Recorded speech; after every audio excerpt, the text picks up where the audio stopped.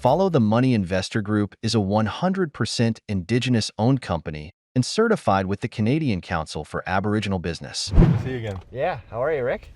I'm good. Good to be here in Zurich.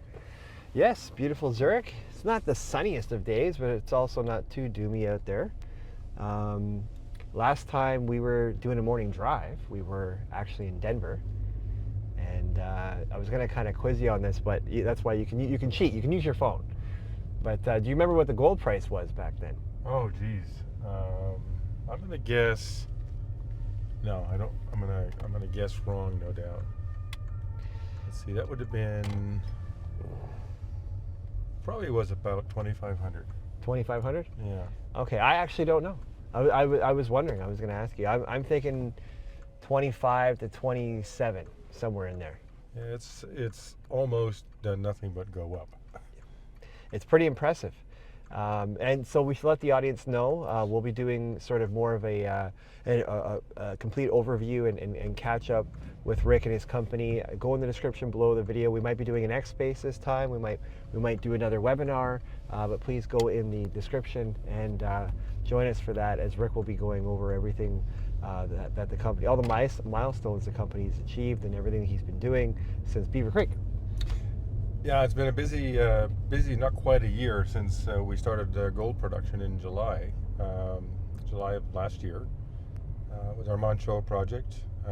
Last year we produced 42,000 ounces. Mm-hmm. We had guided to 30 to 35 when we ended up being about 30% more, producing 30% more gold. Cash cost was a little over $1,200. So we delivered into the hedges. We reduced our debt by about 30%, delivered into the hedges about 30%. So it was overall a very successful year. And then we set ourselves up for a very successful year this year, pouring. We just finished our first gold pour, actually, for the first batch of gold pours for 2025. So, well, congrats. Starting out well. Yeah, absolutely. Why do you think the gold price has been running like it has been? Well, I think a lot of it has to do with central bank buying. That's been a lot of the discussion. I think finally you're starting to see the gold ETFs being net buyers of gold rather than net sellers of gold. So that's more reflective of the average person, who's not a central bank. That's right. Starting to get interest to buy gold as well. So I think we still have a long ways to go for the gold price to go up. So far we've been right. Do you want to kind of, educate our audience a little bit as to what that means for your company if the gold price goes up, $100? What does that do for you guys? Yeah, so it's interesting. We're a junior company. We did have to hedge. We borrowed money to get our project into production. Our share of capital was about $60 million. As you know, 2 years ago when we put the debt in place to build the mine, the equity markets weren't very good. Yeah. Despite nearly about $2,000, wasn't quite $2,000, about $1,800 gold price when we did the debt, and because of that we had to put hedges in place. So this year we're about 70% hedged our gold, so 30% is exposed to the spot price of gold. So the hedge price of gold, we get $22,025. We make about $400 an ounce on that. Our cash costs are all-in sustaining costs are a little over 16. So just kind of rough numbers here. So the hedge gold is fixed at about a $400 margin. Our spot gold, which represents about 30% of the gold production, for this year be about 18,000 ounces. We're making about $1,400 an ounce margin. So to answer your question, it was a bit of a long-winded answer, but for every $100 increase in the gold price that we sell for our spot gold, we'll make about $1.8 million more dollars this year in free cash flow. Yeah, so I mean the spot price just went up $100 over the last week or so. Yeah, so we made another almost $2 million, and that's it's just it's good money, and we only have 12 million shares outstanding. So if you think about it in terms of cash flow, per share, $100 increase in the gold price results in almost a $2 million increase in our free cash flow, which is over $1 a share. So that's not bad. No, I mean timing is you got the wind behind your back, so to speak. Yeah, and the operation's going well at Manh Choh, and just to remind people, we mined the gold ore at the Manh Choh mine, and we then put it in a truck and we transported it up to the Fort Knox mill. So we got this project into production very quickly because of that. By using the debt. By using the debt, but what we call our DSO model, or direct shipping ore model. So we don't build mills and tailings facility. We focus on high grades that can afford to be transported to an existing mill. That's why we got this project into production for about $200 million of capital on a 100% basis, and again our share was about 60. So we're totally exposed to the upside. Last year was our first year of production. Always have some things to work out. We're expecting about a $1,600 operating cost, right. all in what they call the all-in sustaining costs. So again, that gets back to our margin on the hedged ounces, about $400, since we sell the hedged ounces at a fixed price of $2,025. I know a lot of people think we lose money on the hedges. We don't actually lose money in hedges. We just don't make as much money. So $400 margin is not a bad margin. And then on our spot gold sales, which represents about 30% of our gold, we make that $1,400. So yeah, we're in good shape. And as you said, that since last week, late last week, the gold price is already up. I think I saw it was just over 31. Yeah. When I left the hotel. 31.17 is what I saw. Yeah. So you're actually the individual that educated me on how many people buy from Costco. Are you keeping an eye on that? Like.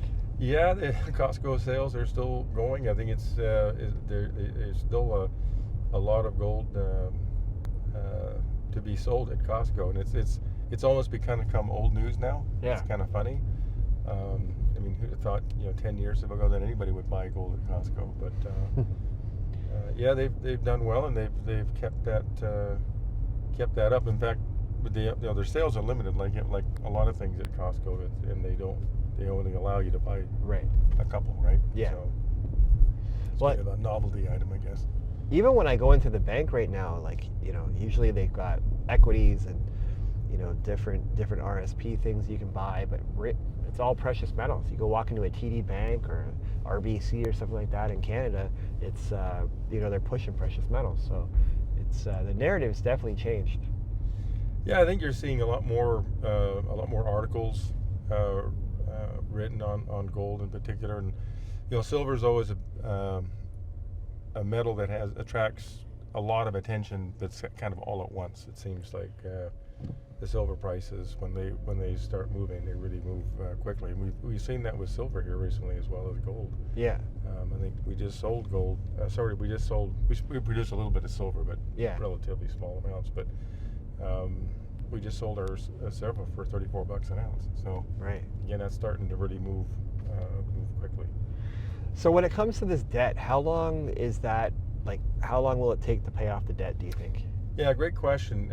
So we have about $38 million of debt remaining. We paid off quite a bit last year. So we'll get that debt down to about $15 million this year, somewhere in that range. And if the more money we make, we'll pay the debt off as quickly as we can. I mean, that's kind of the bottom line. Yeah. But based on the base case plan that we put out last November, we would get the debt down to about $15 million.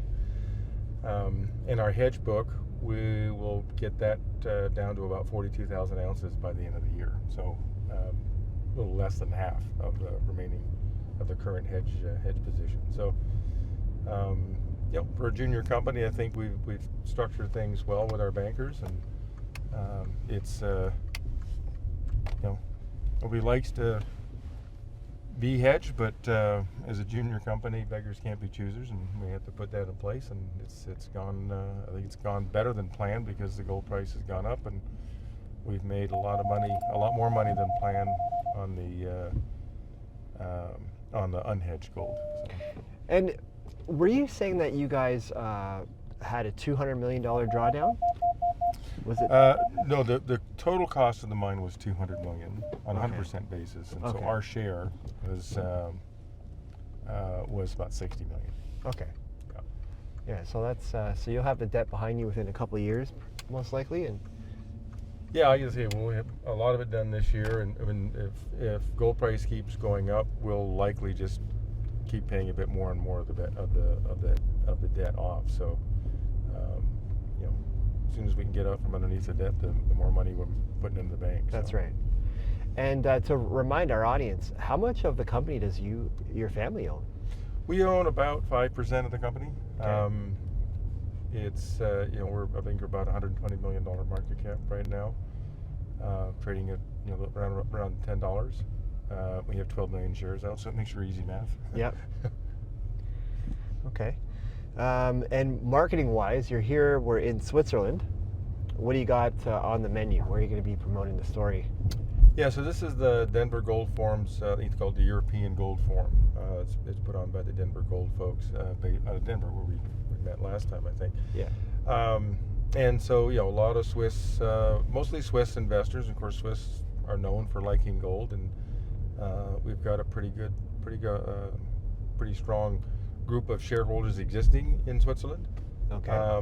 But then I've just checked our meeting schedule. I've got about 36, 37 meetings in this 2.5 days here.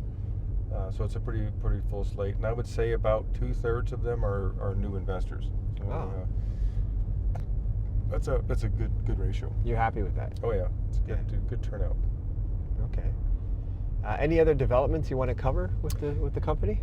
Yeah, I think the other thing we've been working on, both our Lucky Shot project, we're looking to advance that this year.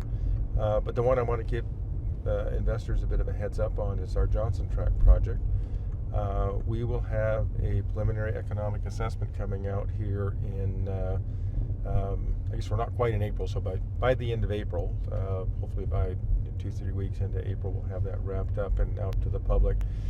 And so it'll outline a development plan for our Johnson Tract project. This is another high-grade direct shipping ore DSO model project that we've been working on, and the PEA will outline the economics of the project.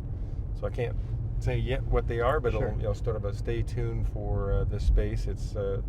It'll be a very robust project. We have about a little over 1 million ounces outlined there. It's about 9.4 grams per ton. That's gold equivalent. It's gold, silver, copper, zinc project. About 70% of the value is in the gold. So it is mostly a gold mine, but you get sort of the other metals along for the ride. And it's a very, very simple project. Averages about 40 meters wide, the ore body itself, which is for an underground mine is very, very, very large open stopes to mine from. So very inexpensive underground mining. So we'll get that out, and I think that'll be another good catalyst for the company. And in addition to our pouring gold and making money on our Manh Choh mine, we'll have a second one to be able to demonstrate we can do the same thing. It's going to take a bit of time. We got some permitting to do, and then some underground development, and get the drilling done and outline a mine plan there. So it's a 5-year plan, and between that and Lucky Shot, we expect to get our gold production up to about 200,000 ounces per year. You probably sit in on a lot of different presentations from newsletter writers and economists, or you follow them, right? So now that we're into this sustained run, it seems like, what are some of the projections that you're hearing for the gold price, and any rationale behind it? Well, you hear $5,000 gold. Bank of America, which they're a very large conservative bank. Their forecast for next year is $3,500 gold. Mm-hmm. So you start talking about $3,500 gold, and what you thought people a couple of years ago were talking about $5,000 gold, just thought they were pretty much crazy. But when Bank of America is talking about $3,500 gold, And they're conservative. and they're ultra conservative, it's like, well, maybe the $5,000 gold guys aren't that crazy. There's it's a very tumultuous world, and that usually results in people Buying gold. And it's been described as the ultimate hedge, the only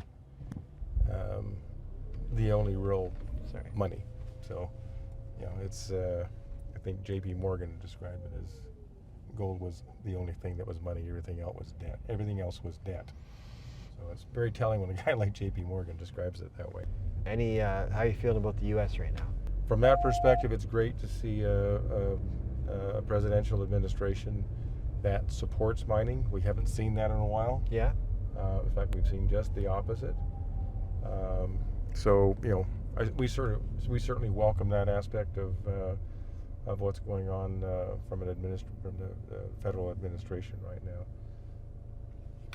Well, I think we're right around where I got you, and I want to say thank you very much for the morning drive and supporting the channel, and we are looking forward to probably some review of your Q4 earnings and a little bit more detail in the webinar or the X space. Again, for the listeners in the different communities we have, please go in the description of this video. You can check out what we're going to be doing and the date for that. And good luck with your meetings.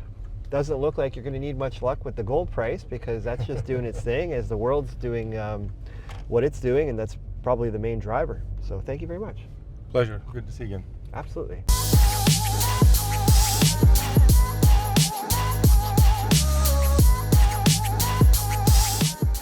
Follow the Money Investor Group is a 100% Indigenous-owned company and certified with the Canadian Council for Aboriginal Business.